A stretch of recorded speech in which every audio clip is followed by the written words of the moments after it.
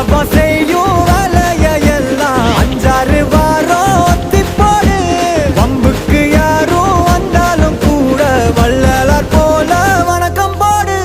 வா சுல்தான் வா சுல்தான் வா சுல்தான் வா சுல்தான் வா.